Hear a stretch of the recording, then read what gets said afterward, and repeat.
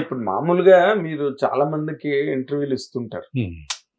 అంటే ఇండస్ట్రీ మొత్తం అదే అంతా కూడా. నేను తక్కువే సార్. నేను You are very less. ఎందుకంటే ఇంటర్వ్యూ ఇవ్వాలంటే ఫస్ట్ ఏంటంటే ఇప్పుడు మీరు బాగా తెలుసు కాబట్టి మీ మీ ఇప్పుడు ఇంటర్వ్యూలకు వెళ్ళకపోవడానికి కూడా ఒక రీజన్ ఒకటి ఉందండి.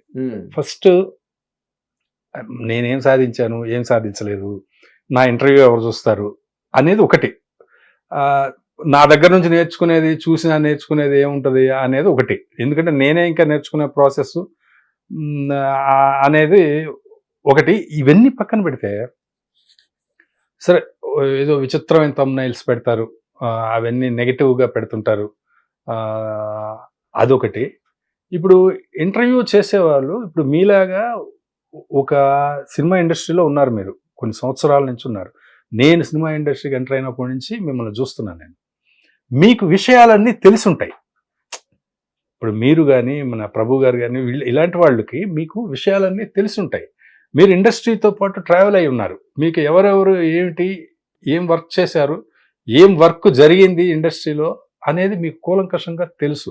ఇప్పుడు మీరు ఒక ప్రశ్న అడగడం వేరండి, మీలాంటి వాళ్ళు అడిగితే దానికి ఒక ఇది ఉంటుంది.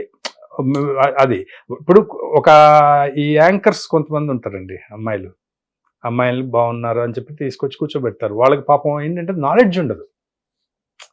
ఇప్పుడు నా విషయం చెప్పట్లేదు, నేను పెద్ద పెద్ద వాళ్ళని ఇంటర్వ్యూ చేసేటప్పుడు అవతల ఉండేది ఇప్పుడు మీలాంటి ఒక జర్నలిస్టులు, సిన్సియర్గా మీరు ప్రొఫెషనల్గా ఉండే జర్నలిస్టులు ఉంటే వాళ్ళ గురించి తెలుస్తుంది వాళ్ళకి. ఎగ్జాక్ట్లీ వాళ్ళు అడిగే ఏం అడగచ్చు, ఏం అడగకూడదు అనేది. ఇప్పుడు థంబ్నైల్స్ గురించి ఇంటర్వ్యూలు చేయలేము. అదే చెప్తున్నాను. వాళ్ళు ఏంటంటే అండి, అదొక వ్యాపారం కాదంటలేదు నేను, కానీ ఇప్పుడు ఒక పెద్ద మనుషుల్ని కూర్చోబెట్టినప్పుడు ఎదురుగా వాళ్ళని ఇంటర్వ్యూ చేసేటప్పుడు మీలాంటి వాళ్ళు ఉంటే ఆ చెప్పే వాళ్ళకు కూడా ఒక ఇది ఉంటుందండి, ఒక ఇంట్రెస్ట్ ఉంటుంది. ఎందుకంటే మీరు తెలుసు కాబట్టి వాళ్ళకి, వాళ్ళ గురించి కూలంకషంగా మీకు తెలుసు కాబట్టి.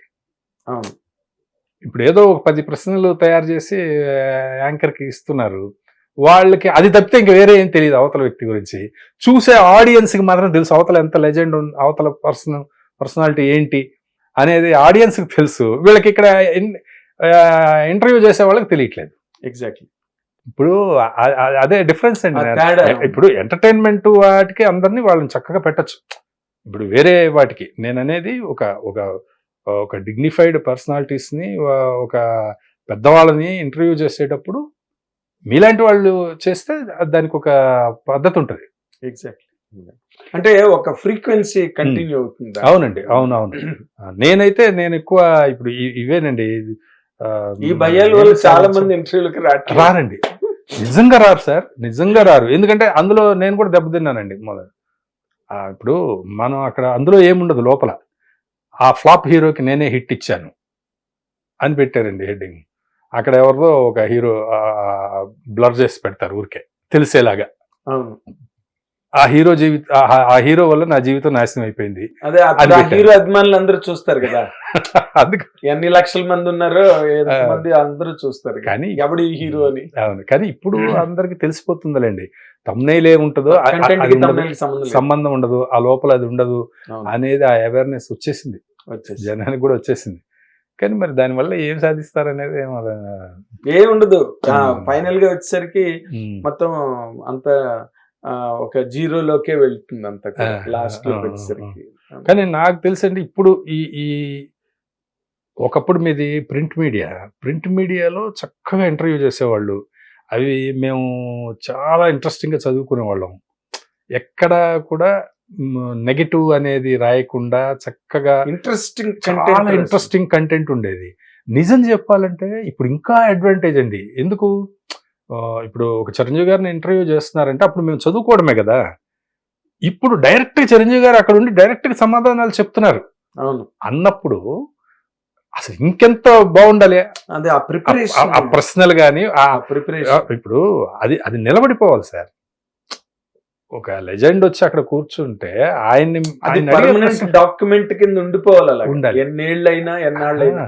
అది ఊరికే ఎంటర్టైన్మెంట్ కోసం ఊరికే చూసి వెళ్ళిపోయేదిలాగా ఉండకూడదు అంటాను నేను. Exactly correct.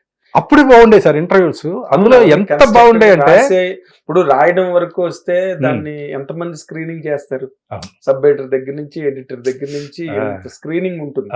సీనియర్స్ ఉంటారు, ఎడిటర్స్ కూర్చుని ఏంటి ఇలా రాసేవి ఏంటని అడిగేవాళ్ళు, ఏంటి ఇలా మాట్లాడేవి ఏంటని అడిగేవాళ్ళు. ఇదంతా పెద్ద సెన్సారింగ్ ఉండేది, అది అంత ఈజీగా బయటకు వచ్చేది కాదు ఏ ఇంటర్వ్యూ. చాలా పెద్ద గొడవ. ఇప్పుడు కూడా ఎప్పుడైనా పాత ఇంటర్వ్యూలు చదువుతుంటే అందులో ఎంతో వాల్యుబుల్ విషయాలు కంటెంట్ ఉండేది. వాళ్ళు అడిగే విధానం గాని, అడిగే ప్రశ్నలు గాని, వాళ్ళు చెప్పేది కూడా మెడ్రాస్ లో ఉన్నప్పుడు అంత ఇంట్రెస్టింగ్ గా సమాధానాలు జగ్గయ్య గారి దగ్గర నుంచి కూర్చుంటే వాళ్ళని అడగడానికి one should know the subject first of all.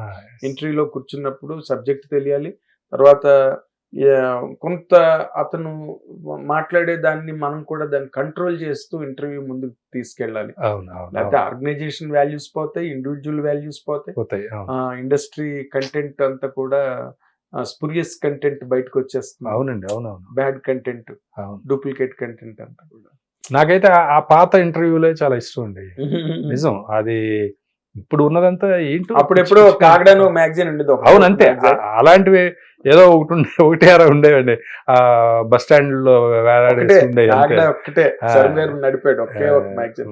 Padmavati cine Herald గానీ, విజయ్ చిత్ర గానీ అవన్నీ అంత సంసారపక్షంగా ఉండేవి. మంచి మంచి ఫోటోలు, అన్ని మంచి మంచి ఫోటోలు. అది ఎప్పుడు వస్తాయని చూసేవాళ్ళం అండి. అవును, విఆర్ భక్త ఇప్పటికీ మర్చిపోలేరు ఎవరు కూడా. అవును, విజయ్ చిత్ర, విఆర్ భక్త. అవును, అది అసలు ఎలాంటివి అండి చిన్నప్పుడు. అసలు నాకు అవన్నీ మంచి మెమరీస్. అవును, ఇప్పుడు రివ్యూస్ కూడా సార్, రివ్యూస్ కూడా వచ్చాయి, మీకు గుర్తుందో లేదు? విజయ ఆంధ్రపత్రికలోని విజయాలో గౌరీశంకర్ గారు వీళ్ళు రాసేవారండి.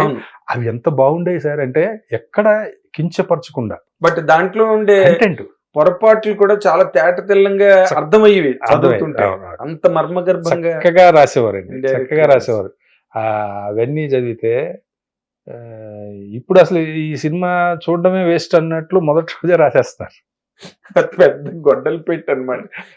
ఇక్కడ రాయడం పెట్టి ముందు అసలు అమెరికా నుంచి రివ్యూ వచ్చేసరికి అది చూసి వెళ్ళాలా వద్దా అని డిసైడ్ చేసుకుని చాలా మంది వెళ్ళడం అనేది. అసలు ఇంకోటి అండి, మౌత్ టాక్ అన్న మాట పూర్తిగా కిల్ అయిపోయింది. ఇప్పుడు సినిమా చూసేటప్పుడే వాడు పెడుతున్నాడు కదా హీరో ఇంట్రొడక్షన్ యావరేజ్ ఫస్ట్. వాడు సినిమా చూస్తేనే పెడతారండి. హీరో ఇంట్రొడక్షన్ ఏం లేదు, heroine so. Hit TV app, ఇందులో short news, live news, entertainment shows, movies, digital magazines తో పాటు మీ జిల్లా వార్తలను కూడా ఫ్రీగా చూడొచ్చు. ఇంకెందుకు ఆలస్యం, వెంటనే హిట్ టీవీ యాప్ ని డౌన్లోడ్ చేసుకుని ఫ్రీగా ఎంటర్టైన్మెంట్ పొందండి. Hit TV app, hit TV app, please download hit TV app. Hit TV app ని ఫ్రీగా డౌన్లోడ్ చేసుకుని ఎంజాయ్ చేయండి. మీకు నచ్చిన ఎంటర్టైన్మెంట్ కోసం హిట్ టీవీ యాప్ ని ఫ్రీగా డౌన్లోడ్ చేసుకుని ఎంజాయ్ చేయండి. హిట్ టీవీ యాప్ ని డౌన్లోడ్ చేసుకుని ఆస్వాదించండి, ఆశీర్వదించండి. ఇంతమంది సెలబ్రిటీలు హిట్ టీవీ యాప్ ని డౌన్లోడ్ చేసుకోండి అని చెప్తున్నారంటే ఎంత మంచి యాప్ ఆలోచించండి. అమెరికా అమెరికా అమెరికా అమెరికాలో చదవాలనుకునే వాళ్ళకి విశ్వసనీయమైన పేరు మన శౌర్య కన్సల్టెన్సీ. UK లో 1 year masters, UK లో 1 year masters, 2 years work permit up to 5 years visa. Contact Saurya Consultancy. Contact 89851 89851.